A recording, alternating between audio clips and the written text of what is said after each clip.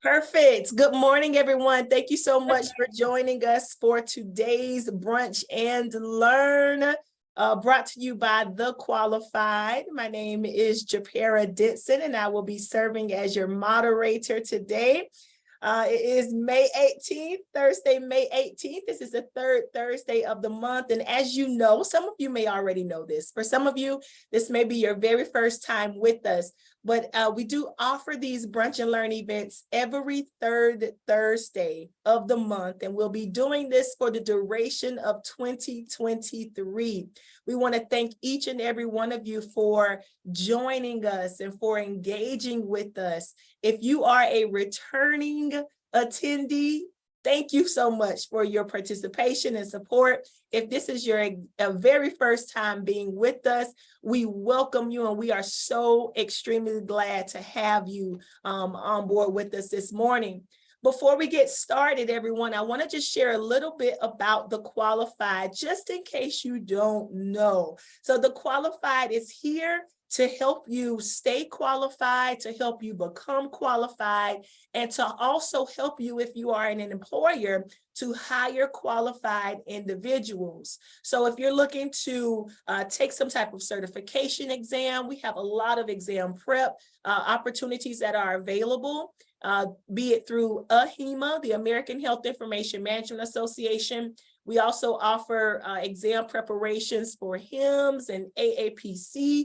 So we want to be your go-to company. We want to be your go-to company for exam prep, for getting CEUs and maintaining your certifications, and also hiring qualified if you need to do that as well.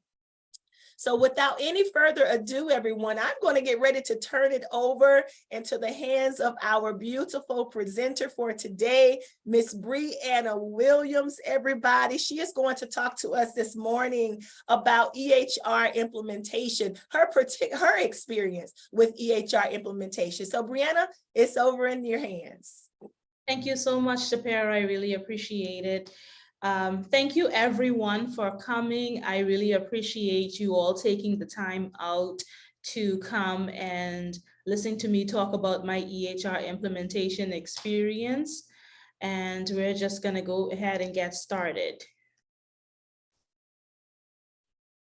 So what my agenda is for today is I'm just gonna go into a little bit of introduction about myself and then talk about what happens before the implementation, the go live experience, the post implementation, and of course my super user experience. And then I'm gonna talk about the timelines of the succession of the different modules that we have in our EHR, and then talk about what's next. And then we're gonna have our closing remarks and questions at the end. So a little bit about myself is that I have a bachelor's degree in health service administration and a master's degree in health informatics, both from UCF, Go Knights. I'm also a certified professional in health information management systems, also known as the CPHIMS, and I'm from the beautiful country of Turks and Caicos Islands. Currently, I am a billing, data, and records officer at a locally owned private clinic called Family Care Medical Services, and I'm also a part-time tutor, of course, for the Qualified. Now, what is an EHR and how does it compare to the EMR? So when I was preparing for my exam, EHR and EMR happen to be used interchangeably, but they are different. So the EHR is a collection of digitized patient data, and how it compares to the EMR, the difference is that the EMR, the electronic medical record, is a digital copy of the patient's medical record that's designed to be kept exclusively by the provider or by the clinic. EHRs, however, are designed with interoperability. And what that means is it's just a term to describe the systems that interact with other EHR systems so that they can be shared with multiple providers. So before implementation, a couple things that was needed, the RFI and RFP. I don't know if anyone in the meeting has the CPHIMS certification, but this is heavily talked about as you prepare for this exam and what is the difference between them. So I'm going to go into what's the difference between them. So the RFI stands for Request for Information. So basically, it's an informal document which usually asks questions and asks different vendors about their standing in the EHR market. The RFP is a request for a proposal. So this is after you already have all of your information from the RFI that you begin to develop your RFP, and it's formal. So it uses the RFI to narrow down the selection of vendors for the company. And what this does is it describes the healthcare organization's practice, what they want and what they need in their organization, but it also details the functional and non-functional requirements that they need. Now, we're moving on to the vendor contract. So of course, there was a contract that had to be signed, and basically the contract would have the hardware and software requirements, the time for implementation, what training and support was going to be offered and how it was going to be offered. Of course, the modules, the different sections in the EHR, the module licenses, the warranties, and software maintenance, just to name a few. And of course, we had our project management plan. This is a big undertaking for such a small clinic that was transitioning from paper-based records to electronic health records. So we had to prioritize what we wanted to implement first and which modules was going to be used first. So the modules that we decided to use first were patient registration, the appointment module, the clinical module, and of course, billing and collection module. We use the software Asana to keep track of our goals in terms of implementation. And what was done before we really wanted to go live. So we had some mock clinic trainings where we asked the patient to come in, and we mapped out how we were going to register the patient, how the doctor was going to document the patient and document the patient diagnosis and the services, and of course, what happens at the end of the visit. And then we customize the patient registration page to ensure that we have the demographics that we need.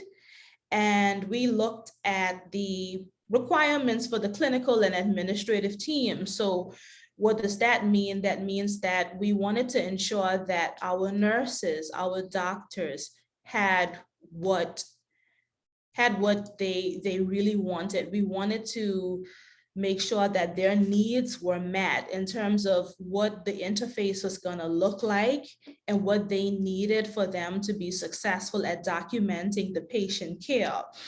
So we also had the administrative team, our managers, what data that they needed for our patients, what can be extracted from the EHR as well. And of course, we had weekly meetings with the EHR vendor to select how the interface looks and how it works for our staff. And then we trained the administrative and clinical team according to their appropriate modules. So a lot of the staff, of course, will have different modules based on their role in the company. So we would schedule meetings with our lab, for example, our lab tech. So we will schedule trainings just for her, or we will schedule trainings just for our CSRs, our customer service representatives, and then another training session for our cashiers. You can move on to the next slide, please. So go live, what were the lessons learned at the go live? So I remember it like it was yesterday. It was October 4th, 2022, when we decided to go live. We opened up, we were at a new location as well. So it was like an experience of starting the whole company over. We were at a new location, and plus we had a new electronic health record system, and we had patients coming in. So the first lesson that I learned is not everything will be perfect. So pressure definitely caused workarounds, and everything that could go wrong that day went wrong. Unfortunately, we weren't able to make appointments that day, and the doctors had to go back to paper, unfortunately. And that pressure will cause you to have those workarounds. And what I mean by a workaround, for those who don't know, it's an activity that you do that temporarily fixes the issue. So it's like a Band-Aid. It circumvents a restraint on the EHR. So it's like a shortcut. That's what I mean by a workaround.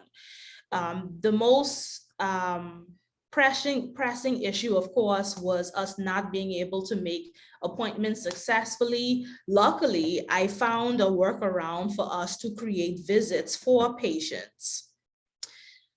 The doctors, of course, were a little upset that they still had to use they still had to use paper, and they still had to write their prescriptions manually.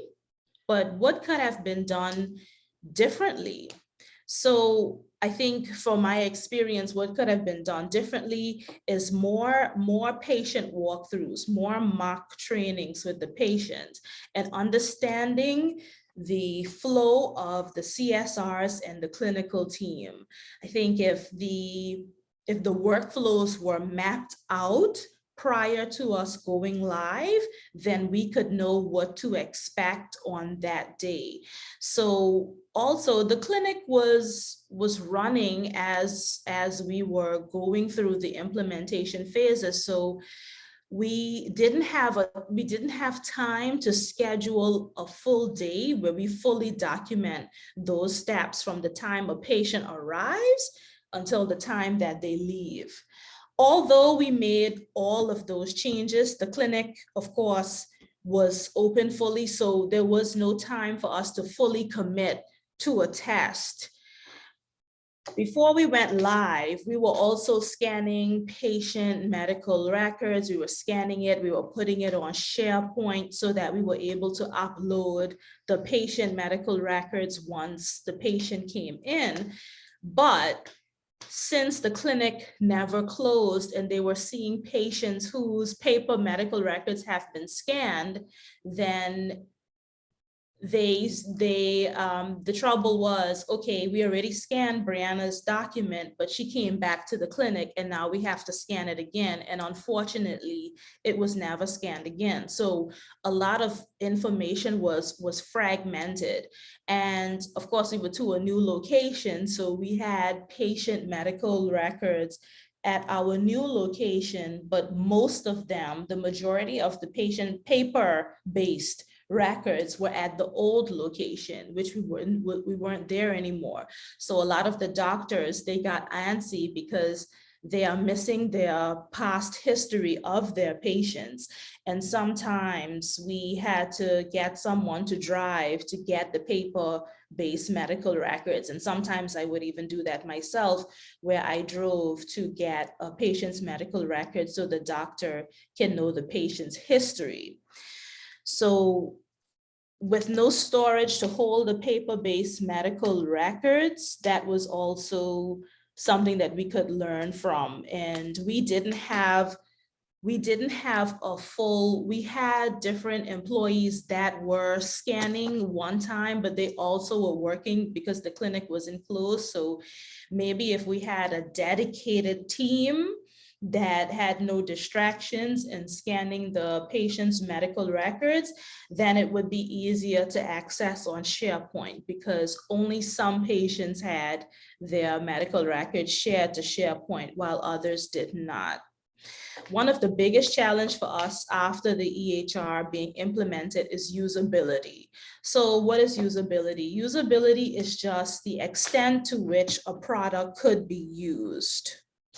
Can you go to the next slide, please? So now we're looking at our post-implementation. So now what? So we have all of these issues that I was focusing on and all of these challenges that I had. And I looked at clinical, how I worked with the clinical team and their needs. So the first few months, of course, were the most challenging. Since I was also a new employee, I committed most of my time to the clinical team and the administrative team to give support and, of course, develop relationships with them. So they were comfortable with communicating their needs to me, and they reached out to me when they had any issues. And of course, I wanted feedback from them as well. So we developed a close relationship. I also consistently work with the vendors to quickly rectify any issues that they had in the EHR, any things that needed changes. I made sure to act on those quickly as best as I can with the vendors if they were able to make those changes. Now, billing, how did I ensure that the billing module was working efficiently and financial reporting was done accurately? So billing was very hard. Billing was a hard module for us to really get going and for us to really pay attention to. It took a lot of time because the clinic was still working, the patients still were paying, and unfortunately, it took us about 2 to 3 months for us to be effective and accurate, as it was a huge learning curve for me. So it was a huge learning curve for all of the staff, because I was trained first with the modules, and then I would help and facilitate the training with the staff. So unfortunately, we were still writing in receipt books to track the patients paying, but that couldn't last forever because we had to be able to track the patient receivables. There were a lot of patients, of course, that owed us money for the services that was already rendered, and the receipt books wasn't a good use for us when it came to the receivables. We had a lot of different spreadsheets for the receivables, and we didn't want the information to be lost. We wanted the receivables to be on one system where everyone can view that. So, and at the time, our paper-based receipt books were the only source of truth, especially when it came to issues of billing. That was our only way to know what a patient paid, how much a patient owed, and what services was given to the patient. So services, of course, were hard to find at that time. The cost being on the system wasn't working. The cost showed up to 0, so we had to fix that. So what me and my boss did, we worked together with the vendor, with the EHR vendor called Adroit Systems, and we set up multiple meetings, and we worked on a cost spreadsheet. So we worked on a master sheet that had all of the services with their CPT codes and the cost associated with those codes. And we sent it to them, and we uploaded it, the vendor uploaded it on EHR. So we were able to bill patients properly. And by January of this year, we finally got rid of our paper-based receipt books, and we were done with it. And we had numerous training sessions with billing, and I trained the cashiers more and more on the billing module. So every time I learned something new, I trained them on it. And what I appreciate from this experience is you don't know you need something until the situation arises. So I wasn't trained at the time to know how to cancel a bill or cancel an invoice. So whenever those situation arises, and every situation is unique, it was an opportunity for me to learn and to also train other people. So our EHR was is hugely customizable. And that's what I loved about this experience, is that it can be customized to fit the clinic needs instead of it being the other way around, where we have to change our services or change the way that we work to fit the EHR needs. So registration. So I worked with customer service reps, the CSRs, to improve registration, find the gaps, ensure we collect all the demographic information that we need. Now, demographic information matters. We made some fields in the EHR mandatory to ensure that we capture the correct data. For example, date of birth was mandatory, telephone number, address. These fields were mandatory because we had to collect all that information. Nationality is mandatory. And this also helped us with marketing later on, to tailor our services based on the types of customers or patients that we have. There are many reasons why the demographic information is important, but for our company, we wanted to do something different compared to other clinics, and that was outreach.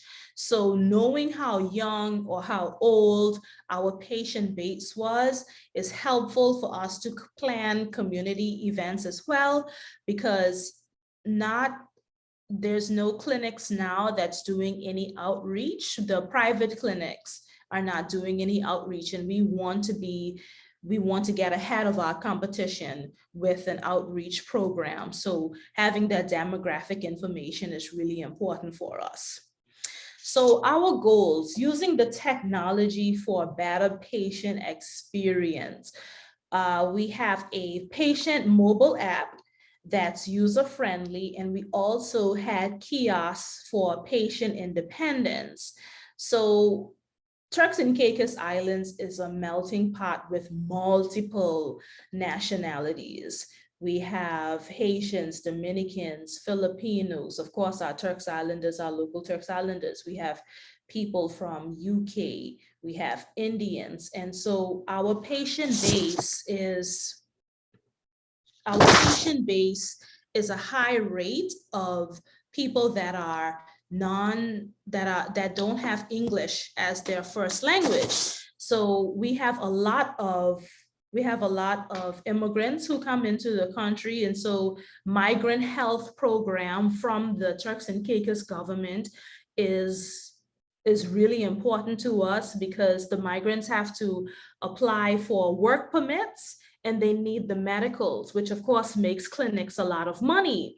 So we wanted to ensure that our kiosk interfaces and our mobile apps could be changed into different languages, and we had to find a strategy, of course, to encourage the non-English speaking patients on how to use the technology and also be comfortable with it.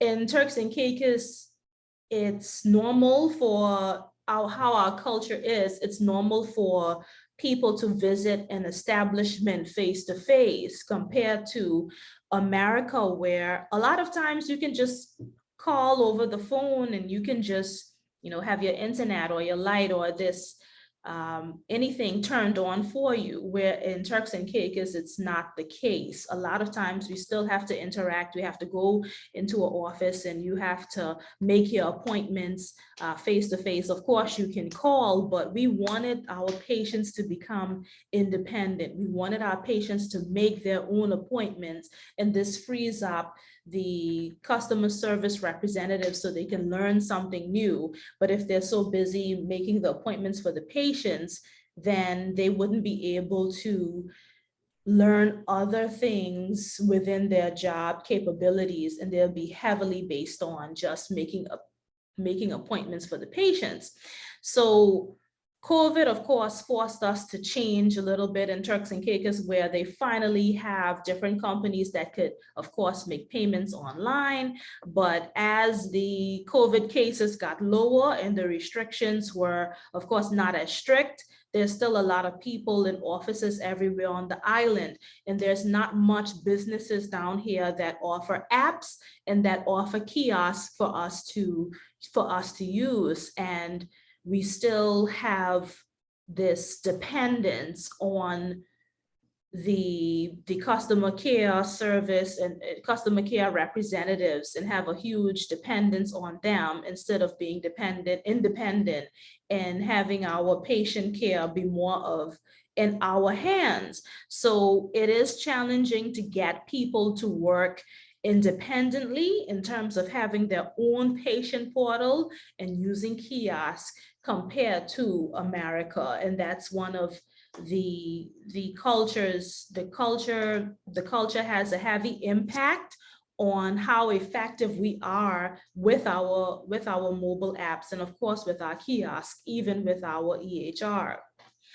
So moving on to the role of the vendor, we used Smartsheet to keep track of all of our EHR change requests. The role of the vendor is to build and customize the EHR based on the clinic needs and provide training for end users. It's important to keep track of all of the changes and requests so we are not overwhelmed with the big projects, but also I can see which project they're working on in real time. And of course, the small adjustments or issues they have to fix for us. So we use the software called Smartsheet to help us to keep track of all of the requests and the changes. Next slide, please. So a super user, what were my superpowers? So going into what a super user is, a super user is usually someone who is a staff member that has received extra training. Their role is to interact with the staff to provide support during training and implementation phases. So what were some of the challenges? Training times is very challenging.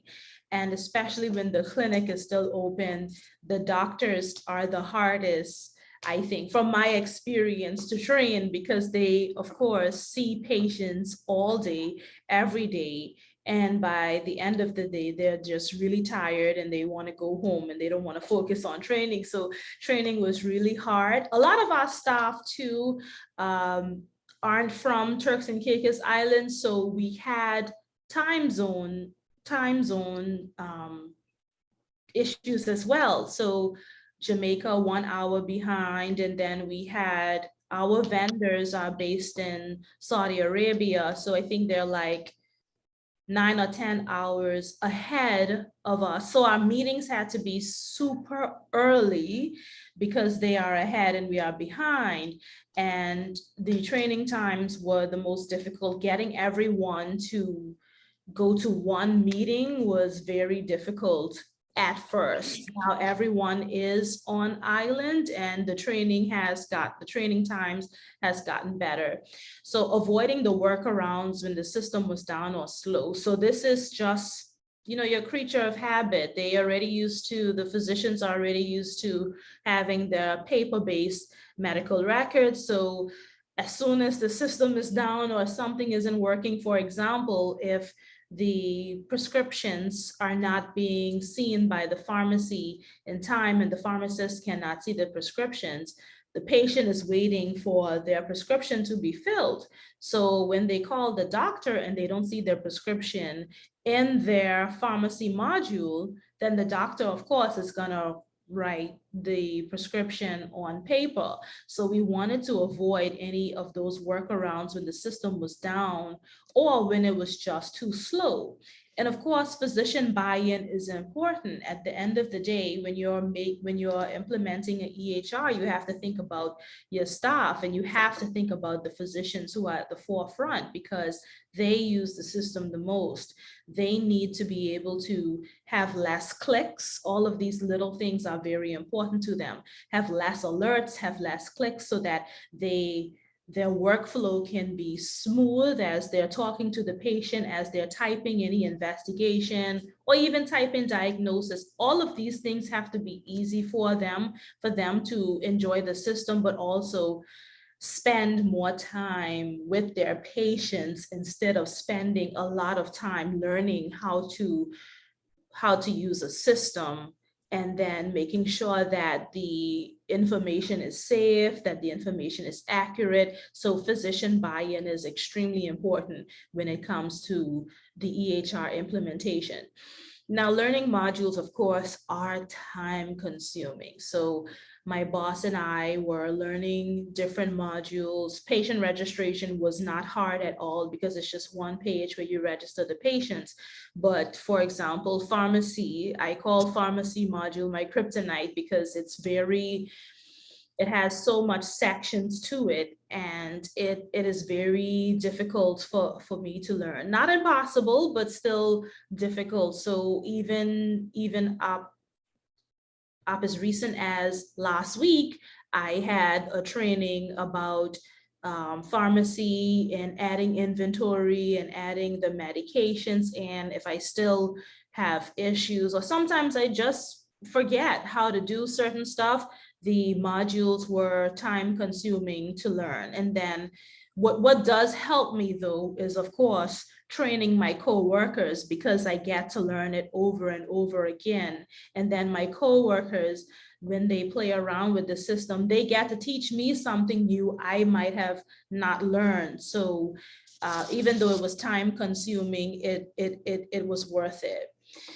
What you think is best might not be what's best for the team using the system. So for example, the clinical module, we thought everything was fine, but going back to the migrant health, the work permits, and the medicals that they have to do, we realized that a vaccination section was missing. So we had to add a vaccination section to make sure that we capture all of the vaccines that were done in the clinic, because the Ministry of Health in the Turks and Caicos Islands requires all of the vaccines to be entered in their system as well. So we needed to have proper documentation of the vaccines that were being administered at the clinic, and of course, putting it into our government system. So it's not about you when you're implementing the electronic health record system. It's about what the staff wants, what they need, what's best for them, and what's best for them to capture all of the data that they possibly can, and how their workflow is going to be easy for them. Next slide, please. So let's look at the timeline of the succession of the modules. So in October, we went live. We had our go live, our patient registration and appointments. Now, of course, that day, the only thing we were successful at doing at the go live was the patient registration. But quickly, we've learned how to do the appointments, book the appointments for the patients, book our follow-ups, cancel appointments. And then in November, billing and collection still needed to be worked on. Like I said, it took me October, November, and December to finally get the billing and collection to really be effective and actually work for us. So we did start to apply some payments in November, but we weren't successful at applying all. So we still have to do a little bit of backlog with November with our patients and how much they pay. Luckily, we still have the receipt book. So that's another project that I'm about to work on, backlogging our payments in the EHR and how we collected it. And of course, costing and having discounts and who gets to approve the discounts. All of these fall under billing and collection, learning how to cancel the patient invoices or cancel something when there's information that's entered incorrectly. All of that was done in November. And then of course, December. Now, December, of course, Christmas time, everyone wants their vacation or to go to see their families overseas, because a lot of the staff, of course, aren't from the Turks and Caicos Islands. So we had to learn how to do a doctor time off. There's a lot of things in the EHR that we didn't have access to until we asked for it, because we didn't even know that we needed it. So how our system worked is, of course, when you open up a schedule, the schedule, if you set if you set the schedule for Wednesday, the doctor works from 9 to 5, then every Wednesday, the doctor works from 9 to 5. So we had to be able to customize the doctor's times for different Wednesdays of the year. So that's when we worked on our doctor time off. We had a section for that in our appointment module. So, and of course, the appointments were getting better. We were able to email patients their appointment information. We were able to, once we make an appointment, they sent a text message and sent an email, and it even sent a reminder email. So that was important for our patients, so we could have a good return rate for our patients. And of course, reporting from the EHR. A part of my job description too is to make sure that the managers have the correct data that they need. So the reporting is important. The cash collection for the day, who collected the cash, how much patients have diabetes, how many patients have high blood pressure, hypertension, how many patients we seen based on the specialties. So those reports were necessary. And one of my job descriptions, like I said, is to make sure that the doctors and the administrative staff have all of those reports available to them, the data in real time.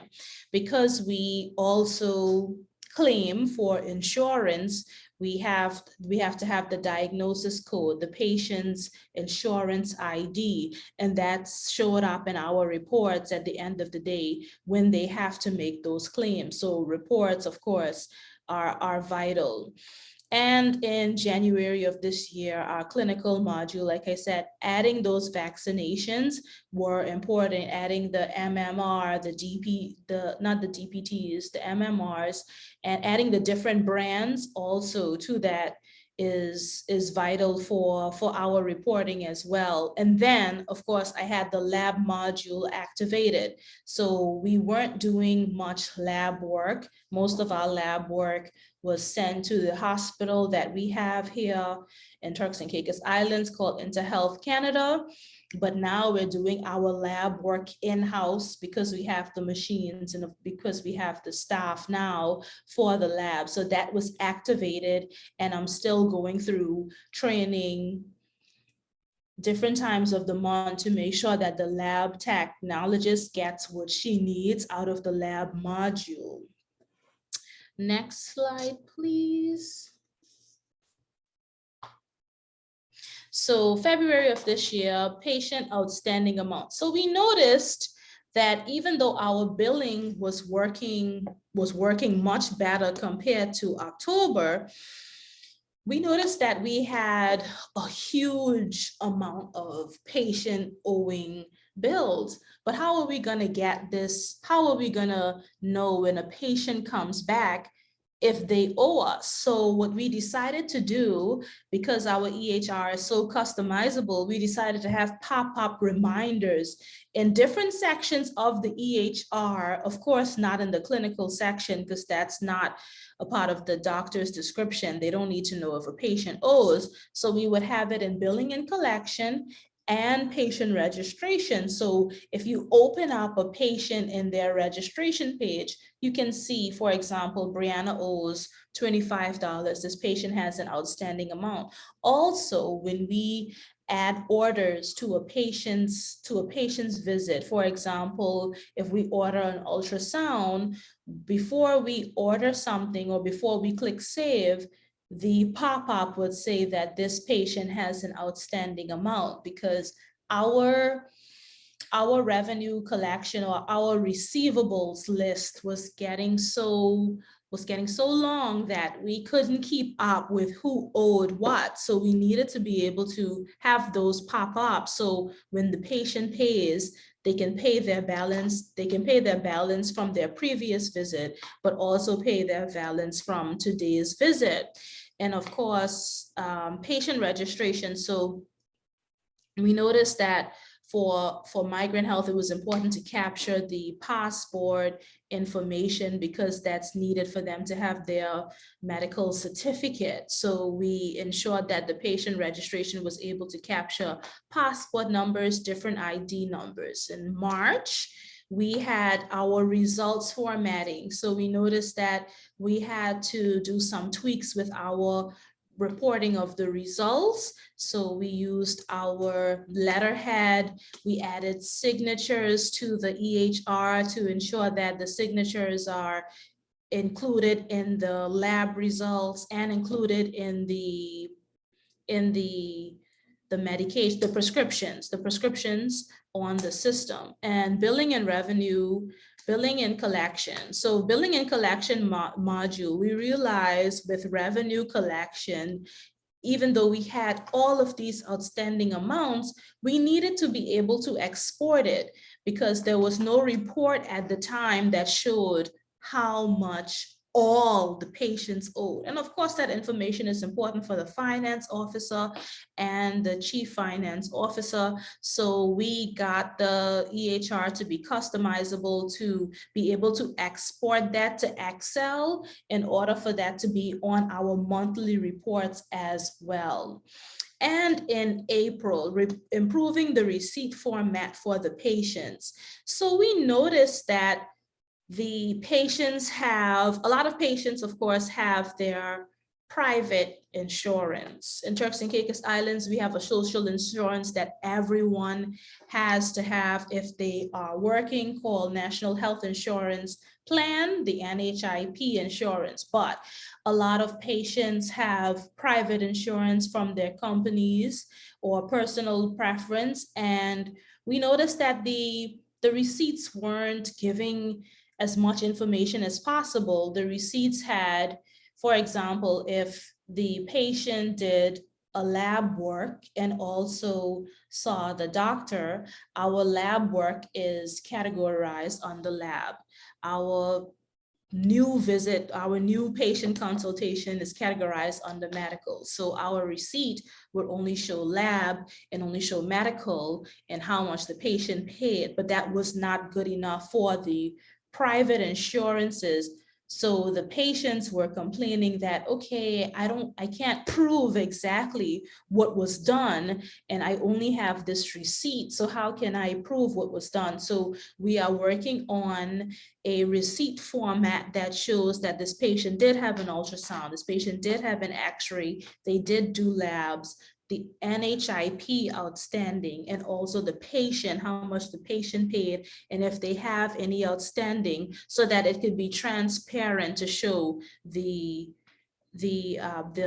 insurance companies. Can you move on to the next slide, please? Now, the question is everything perfect now? And of course, the answer is no, nothing is perfect. I think that we have a long road to go, but I do believe that we as a company have to give ourselves grace because a lot was accomplished during these last couple of months, and the EHR, of course, is still new. I spoke to my boss and I told him every week I learn something new about the EHR and I have more questions. Every time I think I perfected a module or I know everything, I have more questions, which is fine because it gives me an opportunity to learn. And I also want to learn so I can teach other people. My goal is to never withhold information from my coworkers or my staff. So it's exciting to know sometimes that there's a problem because I want to focus on the solution rather than the problem. So now where we are currently in the EHR, our pharmacy, unfortunately, is still not fully integrated. So pharmacy does have two different systems that they do use. The pharmacy, of course, can see the prescriptions, but they fill the prescriptions in another software, and then the patients pay for their prescriptions in another software. So it's not fully integrated. Inventory for medications is not on the EHR as yet because there's a lot of work to be done in the pharmacy module that inventory is also under. So pharmacy right now is only looking at the prescriptions to dispense it. But in terms of course, dispensing and collecting the money, they still have to use it on two separate systems. The radiology module must be perfected. So our radiologists only came on island about a month ago. So we are still going through that process of the radiology module to be perfect and to suit his needs. We are working on the templates based on the results, based on the parts of the body. The results of the radiology or the imaging has different formats that they have to use. So we are working on different templates to make sure that the radiologist has the results that he needs and has the templates, the different templates that he can use so that his reporting could be excellent. So some specialties require changes in the EHR. For example, the pediatrician, we have a pediatrician that needs more information to be added to the clinical module based on the patient ages. So she said that the circumference of the head needs to be in the EHR. So different areas like that, different specialties require changes in the EHR. Or another example is she said that she would love to see a growth chart implemented in certain guidelines implemented in the EHR for her to follow with her patients. We have upcoming specialties such as dietitian, whose workflow needs to be mapped out. Every new specialty has a new request that can help them with their work, and we need to keep the clinical team happy. No matter how much improvements we make, the usability for the staff and the customers are important. And that brings me to my next slide. Is there any questions? We do have 3 from the chat. So Gabby asks, how long was your implementation process from the RFP to when you went live on October 4th? The implement process, so I have to count June, July, August, September, October. So about 4 months for me. I think, I don't know if they started in January, but for my experience, I was brought on, I got the job part-time actually in June.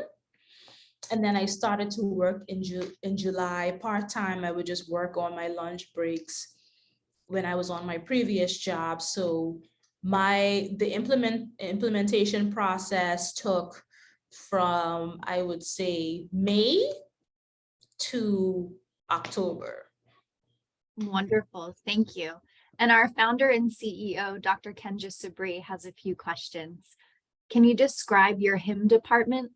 Something like the size, number of HIM employees? So the HIM department would only be me, to be honest. I am in my own department by myself. So it's really a small company. So it's only me. So one, and she asks who is responsible for my training. Yes, during the implementation when you were doing the rollout. I was responsible for the training and scheduling all of the training on Teams, along with my boss as well. He was in the meetings to facilitate as well, being that he's a doctor, he can ask more questions that I wouldn't know to ask because I am not a medical professional. So he also helped me with the training. So it was only just me and my boss. Sure. And did you get an opportunity to visit other organizations or clinics that were using the EHR? I only had an experience with Orlando Health. I had an internship with them, and basically I was working with the release of information sector of Orlando Health when they had Epic, but I didn't, of course, being an intern, I didn't have the access. So I could only see a little bit of what they were doing. So that's my only experience with the EHR. Sure. So that is the end of the questions that have been posed so far. If our audience has anything else they'd like for Brianna to share with us, and we have a new one. So how has this experience benefited you? And what is your best advice for someone starting with this platform? Okay, thank you. That is a great question. So this experience benefit me in a way that I couldn't even imagine, because when I first came on, I just thought I was helping with the EHR. I didn't even know that I was a manager. But what this has taught me is to be patient, is to learn that it's not all about me. It's about meeting the patient's needs. It definitely taught me that even as a leader, it's important to serve. It's important to serve the people of your community. I love to work in the background, and I've learned that it's important to always be helpful. So it benefit me in being a mature person to put anything that I have going on aside and to help others and to be available to others. And in terms of the best advice for someone starting, I would say to follow people who, for example, on LinkedIn, follow people who already are doing what you want to do. Ask them questions, or how can you be of service to them? With starting with this platform, I think it's also important to educate yourself. Not everyone will have the opportunity to go to school, but there are exams that you can take that can definitely prepare you for this platform. Honestly, if it wasn't for my CPHIMS exam, I don't think I would have been prepared, because I've learned all of the terminology before implementation. And I really thought I was doing it the other way around, where I should have gotten this experience and then take the exam, but the exam prepared me. So educating yourself is hugely important, and getting those certifications is the best advice that I would say. And also having a mentor, having someone that champions for you is good to find as well. So that would be my answer. Outstanding. That is the end of our questions in the chat. Just people sending their love and their gratitude for your expertise today. I'll turn it back over to Japera.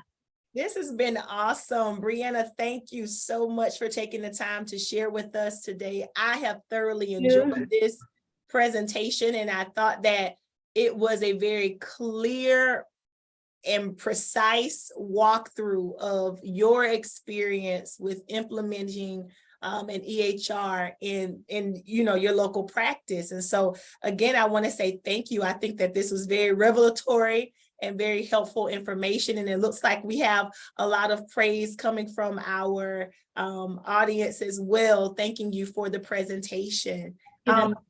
I love the questions too that were posed from the audience. I think that those were some great questions. I especially appreciate the one about how has this experience benefited you. I thought that was great. And, some of that advice that you could share. So this has been wonderful. That's about all I can say. I do want to ask also though, you gave us a really like an in-depth timeline, and you walked us through every step. What would you say was the part in that experience that was most that you're most proud of? What are you most proud of about that whole experience? That's a good question. I thank you for asking that. What I am most proud of is when people thank me for fixing their problems, but when when I have the right information. What I'm proud of is that the system works. Honestly, I am proud that even throughout the little kinks, the changes, or the slowness, I am proud that I am able to leave or like even go to lunch break or leave work knowing that it works. Of course, I still get calls from time to time to fix a solution, but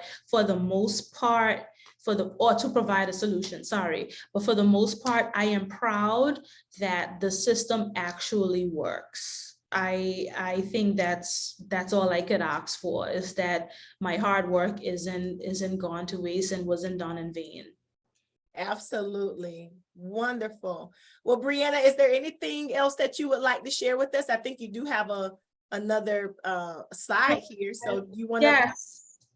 So I just wanted to do a special thanks to Dr. Kanja and the qualified team, for giving me this opportunity to speak. It has been such a privilege, and it's something that I don't take for granted. And I want to thank you, Japera, and also Miss Julia, for helping me facilitate this presentation, but for helping me make it running smoothly. And I also want to shout a special shout out to my boss, Dr. Bawaji, who is a supportive, patient, and overall great leader. And I want to shout out Family Care Medical Services for giving me the opportunity to apply everything that I have learned into meaningful work that makes a difference for the community of the Turks and Caicos Islands.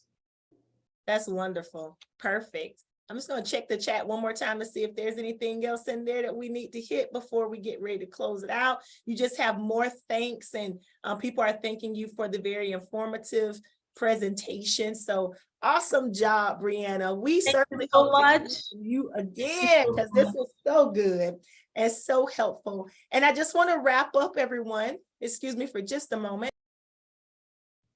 I just want to wrap up very quickly with some information about the qualified, and asking that you please do connect with us on social media.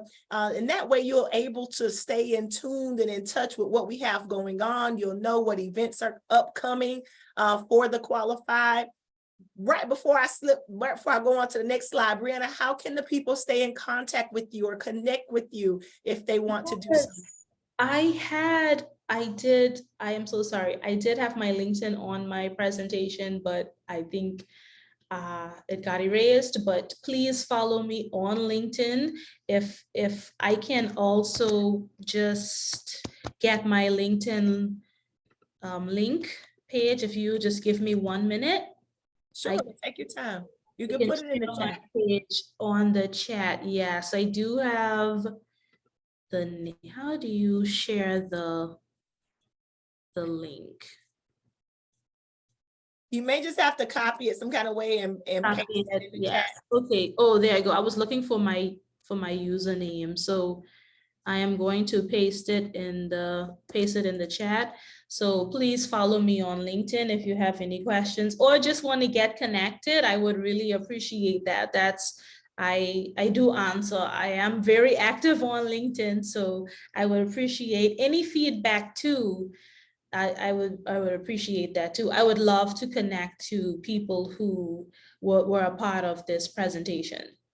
Wonderful. And there will, audience members, be an opportunity to provide some feedback to the qualified about this particular presentation for today. So please make sure that you check your emails and complete that survey, that follow-up survey. We will be issuing out one CEU for today's event. So please stay tuned for that. That will be going in your inbox as well. And then we want to make sure that you please join us for next month's Brunch and Learn on June 15th, 2023. We will be having Miss Ruby Simmons on board with us, and she's going to be talking about the revenue cycle management, just providing some tips and some career advice for those who are wanting to venture into that realm. Y'all, excuse me, I keep having a cough. Also, I want to give an invitation to those who are joined in with us today. If you are interested in presenting, sharing your expertise and your knowledge with us, please send an email to events@thequalified.com. We will certainly like to entertain some conversation with you. If you have a topic that you are interested in presenting on, we want to make sure that we are able to continue providing awesome events for our health information management professionals and students, and those who are already working and seasoned in the industry. And so we need your expertise. We need your experience. So again, if you're interested in presenting, please do send us an email and let us know that. Folks, that is everything for today. Again, we want to thank you all so much for joining us, and we thank our awesome presenter, Miss Brianna Williams, for being with us. Yes, all the way. Absolutely. All the way from Turks and Caicos, she's dialing in. Lovely people. So we hope to see you next month. Everyone have a beautiful rest of your day. Thank you, everyone. Have a great day. Bye.